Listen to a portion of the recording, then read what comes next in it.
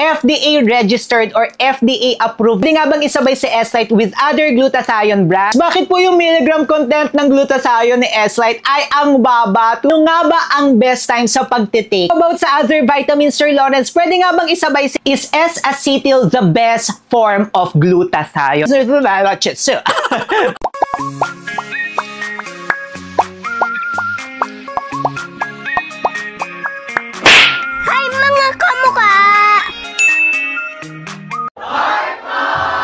Hi mga kamukha! Tayo po'y nagbabalik! Ako po si Sir Lawrence, ang inyong human guinea pig. Heart, heart! Grabe talaga ang power ng mga kamukha, no? Basta may hashtag basbas si Sir Lawrence, napapabili talaga kayo at nasusold out nyo ang mga produkto.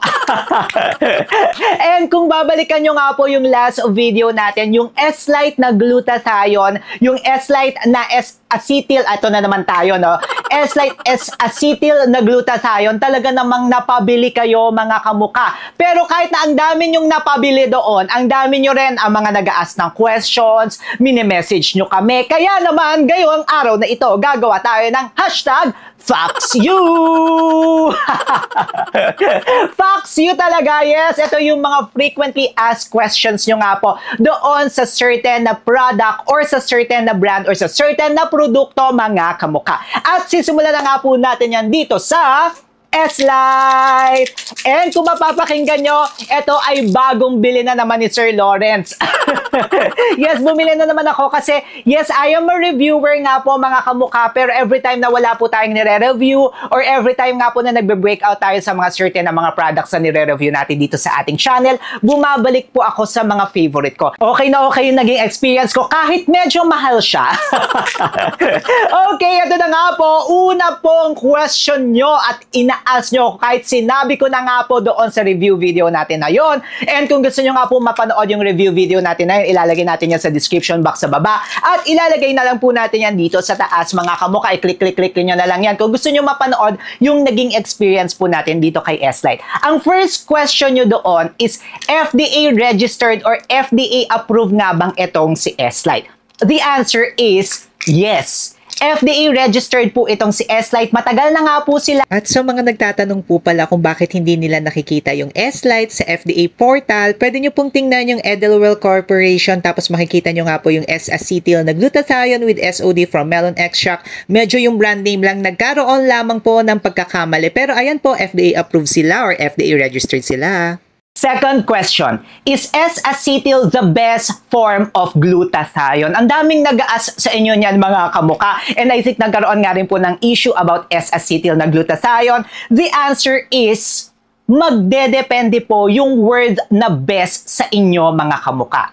Yes, according po sa mga studies, marami pong studies ang ating mga binabasa and also nag-ask po tayo sa mga manufacturers, sa mga pharmacists, sa mga doctors. Marami nga pong backup studies ngayon ng S-acetyl kasi makabago nga po yung form ng glutathione and mataas po ang absorption rate. Nasa 4 times nga po ang absorption nito if i-compare po natin sa reduced na L-glutathione. Pero may mga ibang forms pa rin ng glutathione, no? Like yung free form na glutathione, yung effervescent, mataas na nga rin po yung absorption nito if i-compare nga po natin sa reduced na L-glutathione. Katulad nga rin ng sinabi ko sa inyo kanina, yung best ay magdedepende po yan sa inyo mga kamuka. Kung ano nga ba yung kahiyang ng inyong katawan, depende nga rin po yan sa magiging lifestyle nyo. Hindi porket maganda dito ay maganda na rin para sa inyo. Kasi yung maganda sa inyo ay iba rin sa kanya. And also, iba-iba nga rin po tayo ng pangangailangan sa ating katawan at iba-iba nga rin po yung GSH or glutathione storage ng ating katawan at magdedepende nga po yung word na best. But yes, yung S-acetyl po ay 4 times ang absorption nito if i-compare po natin sa reduced na L-glutathione. Next question.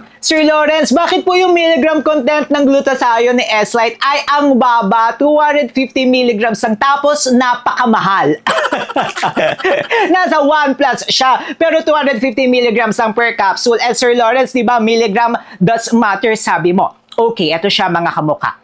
Yung S-acetyl nga po na glutathione or yung form na S-acetyl nga po mga kamuka, katulad ng sinabi ko sa inyo kanina, 4 times po ang absorption rate nito sa ating katawan if i-compare po natin sa reduced na L-glutathione. Ibig sabihin niya mga kamuka, Yung 250 milligrams nito, if i-compare nga po natin siya sa reduced na L-glutathione times 4, so bale parang pumapatak po na 1,000 milligrams na yung katumbas ng 250 milligrams nito ni S-acetyl na glutathione. So ganun siya kataas mga kamuka. Kaya kahit mababa ang milligram content ito ni S-lite, talaga namang mga kamuka okay na okay siya kasi nga po mataas ang absorption rate ito sa ating katawan. Next question, ano nga ba ang best time sa pagtitake ng S-lite? Ang dami sa inyo nag-aas nun mga kamuka. Sinabi ko na nga rin doon sa review video natin eh.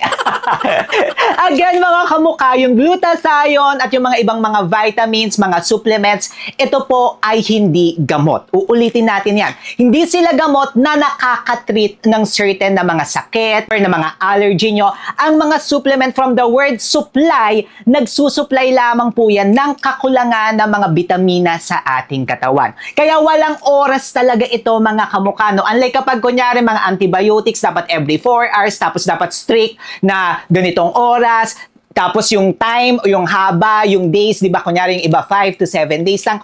Ito mga kamuka, supplement nga po ito any time of the day. Magdedepende po yan sa inyo. Kunyari, gusto nyo po siyang i-take ng before meal kasi kahiyang nyo siya. After meal, umaga, tanghali, gabi, kayo talaga ang bahala niyan mga kamuka. Magdedepende nga rin po yan sa other ingredients or other actives na nakalagay sa produkto. Katulad po nito ni S-lite, meron po siyang cantaloupe melon extract or tinatawag po natin na SOD superoxide dismutase. And kapag kayo nga po may mga anxiety, stress kayo, nakakakalma itong SOD. Aside sa nakakaputi rin siya based sa mga studies. Kaya po, ako, ang nire-recommenda ko po sa inyo or sinasabi ko, sinasuggest ko sa inyo, sa gabi nyo siya i-take. Kasi ako nga po, inaantok ako, di ba? Or kunyari, yung iba namang brand, may oral sunblock sila. Better na sa umaga nyo siya i-take. Pero again, any time of the day, pwede nyo po yan i-take mga kamukha. Itong mga supplement na to, itong si S-lite, any time of the day, pwede nyo silang i-take. Next question. Pwede nga bang isabay si S-lite with other glutathione brands or other glutathione products? The answer is yes na yes mga kamuka. Ang no lang natin if isasabay nyo po si S-lite with other na S-acetyl na glutathione. Kasi ang nangyayari, parang redundant lang siya mga kamuka. Eh di magdalawa na lang kayong capsules nito. Kaysa yung ano, di ba? Or mamili na lang kayo ng isang capsule. Kasi redundant siya, parehas lang sila ng form ng glutathione. Pero if you would like na isabay siya with, kunyari, reduced na glutathione or with free-form na glutathione, with effervescent, pwedeng-pwede siya mga kamuka. Ang next question nyo dyan for sure is, pwede nga bang isabay itong si S-lite with collagen? The answer is yes na yes naman mga kamuka. Pwedeng-pwede nyo silang isabay at actually maganda siya. Kasi ang glutathione nga po, maganda po siya sa pagpapaputi. Focus niya yan. Tapos ang collagen naman, ang focus naman ito sa skin elasticity. Taasan nyo na rin yung collagen mga kamuka. Pwede rin namang mababa. Depende nga po yan sa inyong pangangailangan. Pero to answer your question, the answer is yes na yes naman mga kamuka. How about sa other vitamins, Sir Lawrence? Pwede nga bang isabay si S-lite? Ang answer dyan ay yes na yes pa rin mga kamuka. Kunyari, vitamin C. Lagi nyo tinatanong yan kung pwede bang isabay ang S-lite sa vitamin C, ang answer po dyan ay pwede. Kasi nga po, ang vitamin C, dalawa ang purpose niyan. Isa para sa ating immune system, and then pangalawa, nagsiserve po siya as booster ng glutathione. Ibig sabihin po ng booster, napapabilis po nito ang absorption ng glutathione sa ating katawan. So kung gusto nyo nga po yan, magsasabay kayo ng vitamin C, pwedeng-pwede yan mga kamuka. Kung may mga maintenance kayo, ayan ang dami laging nag-aas niyan. Sa diabetes, high blood, kung kayo man ay nagkikimo para sa inyong mga dialysis, mga kamuka, mag-ask muna kayo na sa inyong mga doctors. Kasi yung mga doctors nyo po ang nakakaalam ng health record nyo. Hindi po namin nakikita yung health record nyo. At kung ano nga ba yung mga sinasabay nyong gamot. Though ito nga po ay supplement, pero better pa nga rin po na i-check muna yan ng inyong mga doctor, ha? Kaya sa mga buntis rin, nagbe-breastfeed, ask muna tayo sa ating mga doctors, mga kamuka. Wag basta take ng take. May mga nagtatanong na nga rin pala sa inyo, kung may fake na po na S-lite, lagi ko pong sinasabi sa inyo na make sure sa mga legit shops kayo bibili. Tayo po, may research team tayo. Kung gusto nyong bumili, meron po tayo niyan sa description box sa baba. Tinitingnan po talaga natin. And kung fake ang darating sa inyo, mga kamukha, kausapin nyo lamang kami, i-message nyo kami sa ating Facebook page na Sir Lawrence at a-actionan po natin yan mga kamukha. Kasi basta kay Sir Lawrence, makakasigurado kayo na lihito mo ang mga bibili nyo. May mga comment pa ba kayo or may mga tanong pa kayo? Aba, mag-usap tayo sa baba. Sino mga naka-share dyan sa S-Lite, mga kamuka? And kung gusto nyo nga rin po mapanood yung video natin na umiinom tayo nito at tinake natin to, ano nga ba yung naging effect kay Sir Lawrence? At bago na nga po to, di ba? Ayan, naririnig nyo, mayroon na. Ngayon po yan, manood kayo niyan, mga kamuka. Syempre, mag-subscribe rin kayo kay Sir Lawrence. Paano ba yan, mga kamuka? Paalis na ako, Coca-Cola. Ngayon ko lang nakita, hindi pala ako nakapag-BS, di ba?